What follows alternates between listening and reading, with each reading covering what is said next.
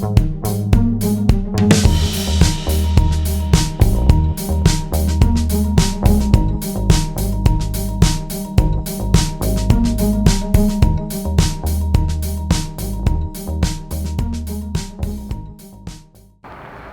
mi nombre es Diego Iván Cruz Ordieres, soy docente adscrito a la Secretaría de Educación de Medellín, trabajo en la institución educativa INEM José Félix de Restrepo, de profesión soy licenciado en informática y tengo una maestría en ingeniería de sistemas. Esta es la tercera clase de sistemas de información. Como pudimos ver en las dos sesiones anteriores, vimos un argumento teórico básico y muy robusto también sobre lo que significa un sistema de información. Es muy importante porque de aquí en adelante vamos a comenzar ya a hacer la práctica. Vamos a empezar a utilizar herramientas que nos van a servir para poder implementar un sistema de información de la forma más adecuada. Recordemos que esto nos puede servir mucho para poder hacer implementaciones futuras para estudios ya, por ejemplo, en Big Data, en inteligencia artificial, en inteligencia de negocios. Así que ánimo y continuemos realizando estas estructuras de la mejor manera posible. Hasta ahora hemos visto aspectos teóricos que nos han servido para elaborar un esquema de nuestro repositorio de información. Siguiendo estos aspectos vistos, podemos elaborar los planos que definen cómo irá organizado nuestro espacio para que se pueda almacenar y dar tránsito a la información que necesitamos. Estos planos los podemos elaborar haciendo uso de herramientas computacionales para dibujo. Hay muchas aplicaciones en línea que nos permiten elaborar nuestros esquemas. De hecho, la manera más fácil y rápida de lograr nuestros esquemas es haciendo uso de lápiz y papel.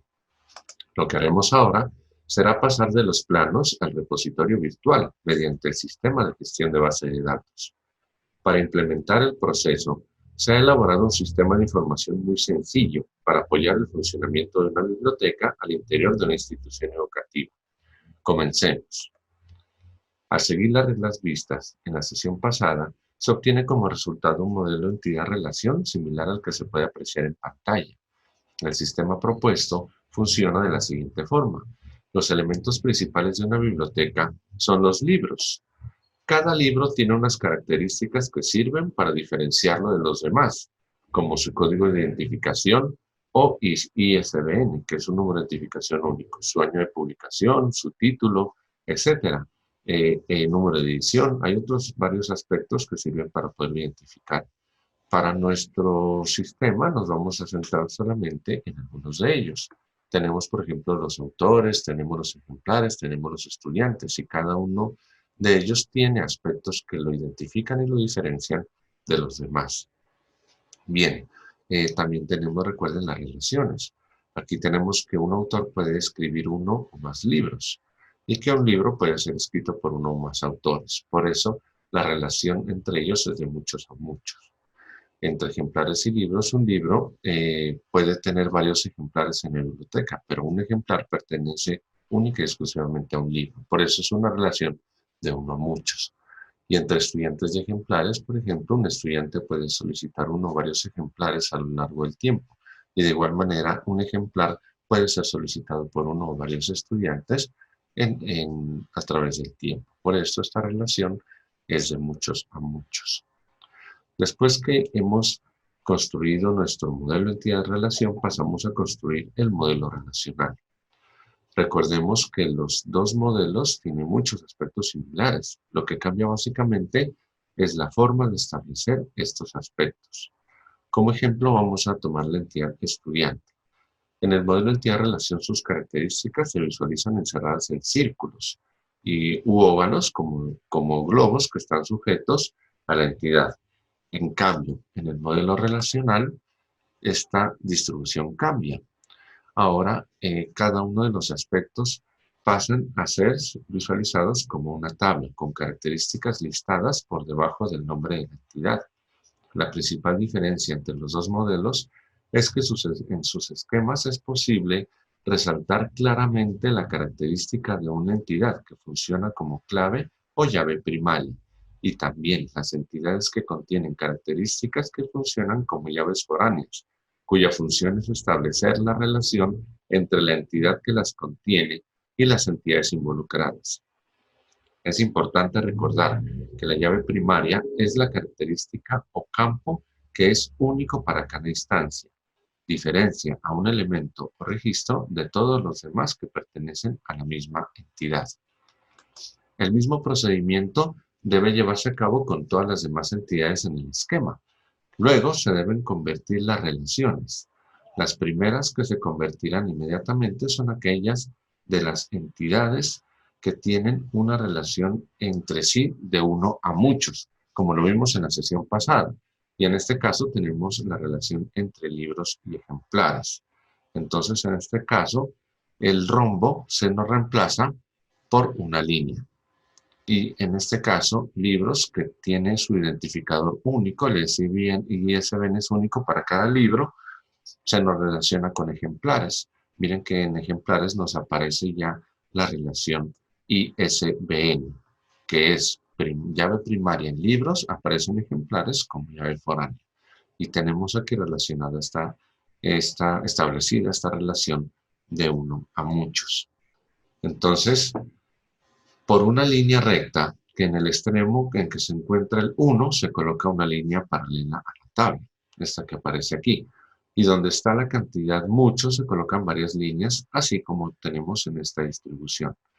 Es en esta entidad donde debemos establecer la relación entre estas dos entidades, mediante el campo adicional que podemos observar aquí, que debe establecerse con las mismas características que el campo que aparece acá. Para poder conservar la integridad de la información, entonces se deben conservar los tipos de información. Esta declaración que aparece aquí y este campo debe tener las mismas características que este campo de acá, sino que aquí aparece como llave primaria y acá aparece como llave foránea. Es muy importante recordar que debemos eliminar las relaciones de muchos a muchos, puesto que en los sistemas de información relacionales, para conservar la integridad de la información, se debe evitar este tipo de situaciones. Lo que se hace es establecer una entidad adicional. Por ejemplo, en el caso de la relación entre libros y autores, que tenemos una relación de muchos a muchos, esta entidad va a relacionar, esta relación va a funcionar como una entidad que tome el nombre de esa relación en lo posible, o si no, una entidad que pueda relacionar a las dos entidades. En este caso, la podemos llamar autor-libro. Y en este caso, miren que tenemos el autor-libro, tendrá una llave primaria y también tendrá unas llaves foráneas. Tendrá como llaves foráneas la clave primaria del autor y la clave primaria del libro. Y entonces podemos establecer entre ellos dos la relación. Hacemos el mismo proceso que hemos realizado en el caso anterior. Podemos hacer la relación entre ISBN, que aquí aparece como primaria, que aparecerá como foránea, y entre los autores y al código autor, que aquí aparece como primaria y aquí aparece como foránea. De esta forma podemos establecer integridad en nuestra información. En el caso de los estudiantes y los ejemplares pasa algo similar. Entonces prestan pasa a ser tabla préstamos. Y en la tabla préstamos también tiene una llave primaria. El código del estudiante que aparece como único valor aquí pasa a ser aquí llave foránea. Aquí pueden aparecer varios registros del mismo estudiante y también en el caso de ejemplares. Y de hecho, en estas entidades que nos aparecen como complementarias, podemos agregar campos adicionales. Es importante en el préstamo, por ejemplo, tener un campo adicional que sea, por ejemplo, la fecha del préstamo. Observemos que podemos guardar la información de un préstamo. A un estudiante se le pueden hacer varios préstamos a lo largo del tiempo y un ejemplar a lo largo del tiempo pues, se lo puede prestar varias veces. Y es importante conservar elementos como este, como la fecha de préstamos. Básicamente, de forma muy básica, tenemos una implementación de un sistema para hacer el funcionamiento de una biblioteca. Bien, existe un lenguaje que nos permite ubicar, administrar y recuperar en cualquier instante y rápidamente nuestra información, almacenándola en un repositorio virtual.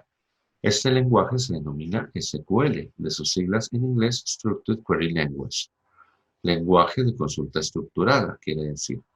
Su propósito es permitirle a cualquier usuario crear, modificar y eliminar un repositorio de datos. También permite ingresar, modificar, eliminar y recuperar cualquier información casi instantáneamente, así haya sido almacenada en un lapso considerable de tiempo.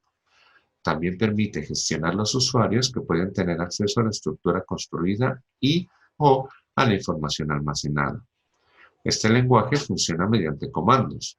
Cada comando contiene algunas palabras clave y se ha establecido también algunas clasificaciones de acuerdo a la tarea que realizan los comandos y al tipo de elemento sobre el cual se ejecutan. Entre los tipos de lenguaje, los más conocidos están DDL, el primero, cuyas siglas provienen del inglés Data Definition Language. Los comandos que se encuentran en este tipo de lenguaje sirven para la construcción, modificación y eliminación de objetos al interior de una tabla, de un objeto como tabla, una vista, una función, un procedimiento almacenado u otros objetos que se definen en nuestra bodega de almacenamiento y que nos van a servir para su posterior funcionamiento. Luego viene DML, cuyas siglas en inglés significan lenguaje de manipulación de datos.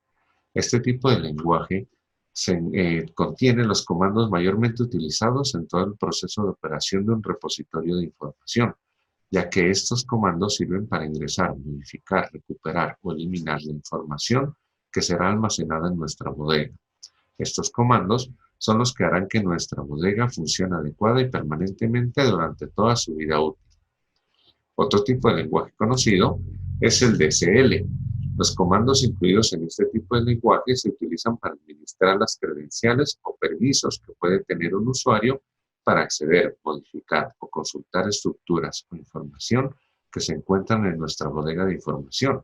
Básicamente, estos comandos son utilizados por personas cuya tarea es establecer credenciales o permisos para el ingreso, consulta, modificación o control de otros usuarios o elementos en nuestra bodega de información. Para crear y utilizar nuestro sistema de información, debemos tener en nuestro computador herramientas instaladas dedicadas a ello. Este tipo de estructuras las vamos a ver con mayor detenimiento, sobre todo estas estructuras que tienen que ver con la definición del lenguaje de datos y con la manipulación de los datos. Y para poder hacer uso de estas estructuras, como les acabé de comentar, necesitamos tener herramientas instaladas en nuestro computador. Una de ellas es la herramienta SAM, que nos instala el motor de base de datos. Esta herramienta contiene los comandos para la construcción de nuestro repositorio virtual y para el posterior almacenamiento de nuestra información. La otra herramienta es MySQL Workbench, que nos servirá como complemento para poder obtener una representación visual del resultado obtenido al ejecutar los comandos necesarios para llevar a cabo nuestras operaciones. Como en la clase se refiere al uso del sistema de gestión de base de datos, no me detendré a detallar aspectos relacionados con la instalación de estas herramientas, pero sí su puesta en marcha. Se debe tener presente que según las herramientas con las que se disponga, en nuestro caso, para hacer uso del motor de base de datos MySQL, debemos iniciar la herramienta SAM. Aquí entonces pasaremos a hacer la primera implementación en nuestro código, que es la creación de la base de datos. La cláusula create tiene como elementos create el objeto, las palabras que son if not exist, que son, no son obligatorias, son opcionales, el nombre del objeto y otros aspectos complementarios también opcionales. Entonces, como ejemplo, tenemos create database y no exists biblioteca en la cláusula create. Entonces nos vamos a la base de datos y podemos observar que aquí tenemos create database biblioteca. Si lo ejecutamos, observamos que se nos ejecuta correctamente. Aquí debemos actualizar y nos vamos a dar cuenta que nos aparece ya la implementación de la biblioteca. Hay otra cláusula que es use biblioteca. Si nosotros le damos use biblioteca, observen que ya nos aparece como señalada en negrilla y nos aparecen ya con varios elementos la biblioteca. Bien, el otro elemento que debemos tener presente, debemos tener en cuenta, es la cláusula alter, que se utiliza para hacer modificación en la base de datos. la sintaxis es esta: alter objeto con el nombre del objeto y los aspectos complementarios. Como ejemplo tenemos alter database biblioteca, default character set UTF-8 MB4. En este caso, lo que le vamos a hacer es cambiar el conjunto de caracteres a la base de datos biblioteca. Este conjunto de caracteres se utiliza para poder incluir en nuestra información que almacenemos letras con tildes, con ñes. Recordemos que las tildes y las ñes no se utilizan en todos los lenguajes a nivel mundial. Entonces, para que las podamos conservar y que se nos visualicen adecuadamente, debemos decirle, incluirle este tipo de conjunto de caracteres. Entonces, miren que si lo ejecutamos, él nos ejecuta, valga la redundancia, correctamente la sentencia. Bien, la otra sintaxis es para la creación de la base de datos, la cláusula drop. Entonces tenemos el drop objeto, if exist, nombre del objeto. Aquí en este caso tenemos drop database biblioteca. Si nosotros vamos a la base de datos, lo mismo, y lo ejecutamos. Entonces, miren que aquí está la biblioteca. Él eliminará la biblioteca.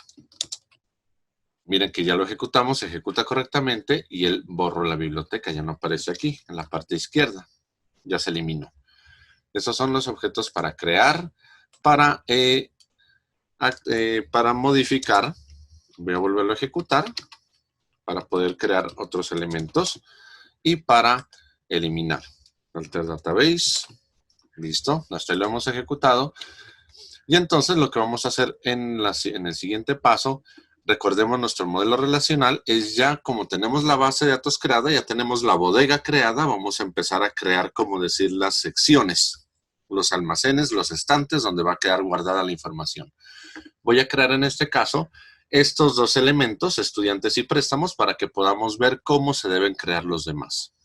Ya como actividad pendiente quedará la creación del resto de elementos para que los podamos ver ya en la siguiente sesión y podamos trabajar con ellos.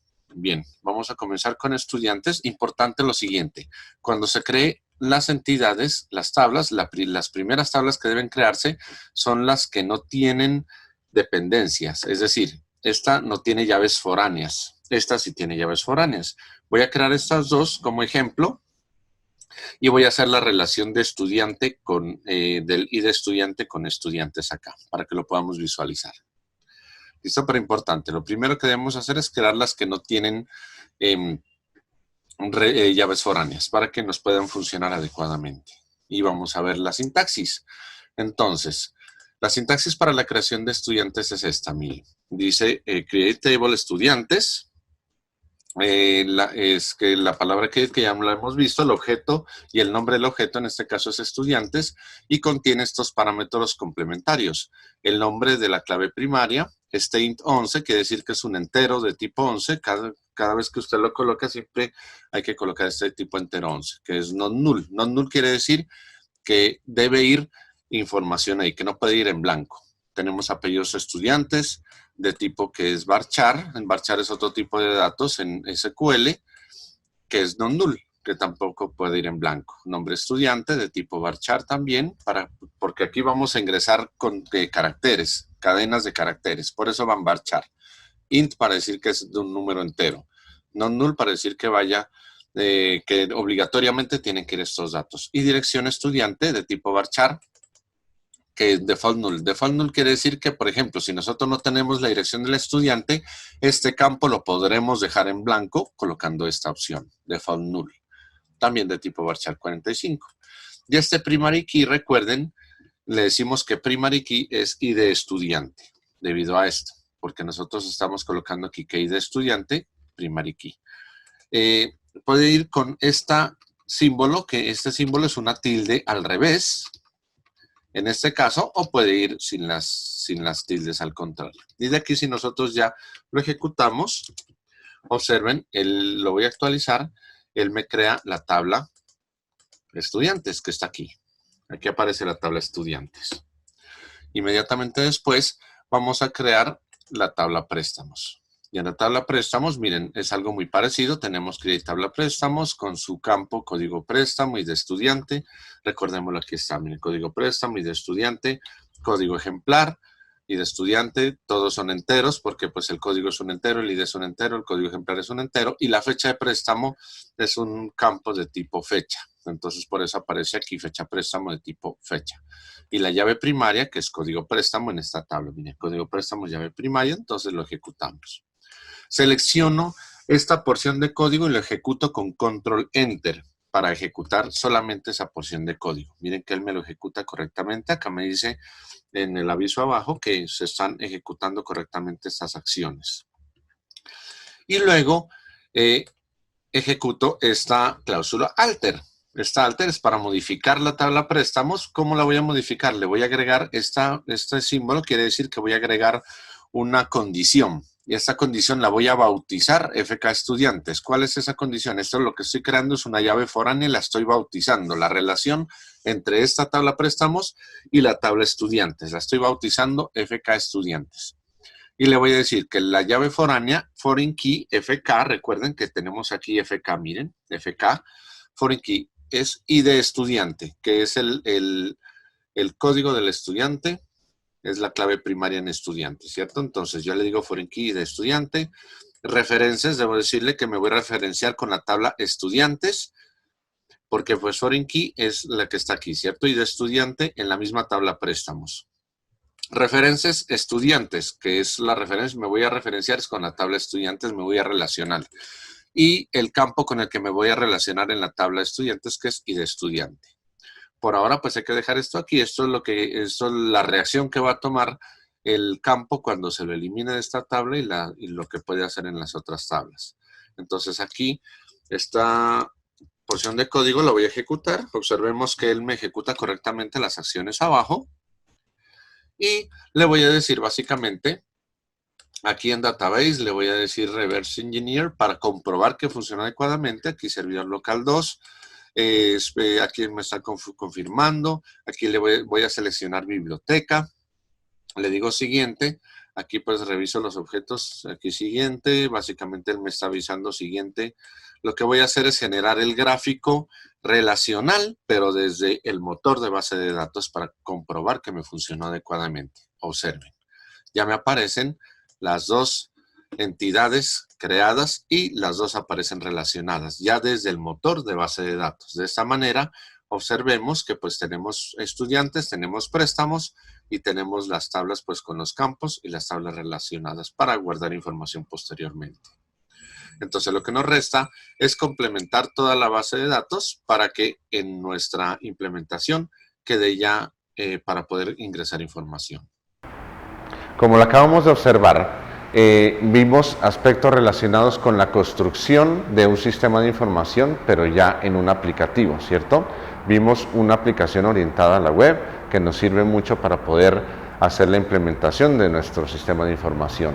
Ahora, en la siguiente sesión, vamos a aprender a crear ya los elementos que nos van a permitir diligenciar la información o administrar la información desde una base de datos. Hemos construido los cimientos, hemos construido los repositorios que nos van a servir para poder implementar nuestra información, para poder ingresar nuestra información en un sistema de gestión de base de datos.